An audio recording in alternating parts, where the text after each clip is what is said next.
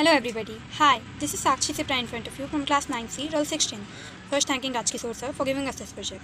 Today I am going to discuss about motion and all the topics related to it. First I will start with the definition of rest and motion. Rest, when an object does not change its position with respect to fixed reference point or time, is known as in rest. Motion, when an object changes its position from one place to another with respect to fixed reference point or time, is known as in motion. I'll go with refining uniform motion and non-uniform motion. Uniform motion. A body is said to have uniform motion when it travels equal distances in equal intervals of time. Non-uniform motion. A body is said to have non-uniform motion when it travels unequal distances in equal intervals of time. Now I'll go with discussing types of motion. There are three types of motion: linear motion, circular motion, and vibratory motion. Linear motion.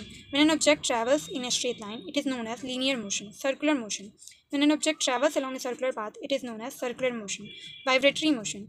To and fro motion of an object about its mean position is known as vibratory motion. Now I'll go with defining scalar quantities and vector quantities. Scalar quantity, a physical quantity which is completely described by its magnitude for size, is known as scalar quantity. For example, distance, mass, etc. Vector quantity, a quantity which requires both magnitude and direction for its complete description, is known as vector quantity. For example, displacement, weight, etc. Now I will define distance and displacement. Distance, the actual length of the path travelled or covered by a moving body, irrespective of direction, each called distance travelled by a body. Displacement, the change in position of an object in a particular direction, each called displacement. Displacement may also be defined as the shortest distance between the initial position and the final position. Now I will define speed, average speed, and velocity. Speed, the distance travelled by a body per unit time over a short interval of time, each called its speed. Average speed, an overall idea of how fast a body had moved by dividing the total distance travelled by the total time taken. This ratio is called average speed.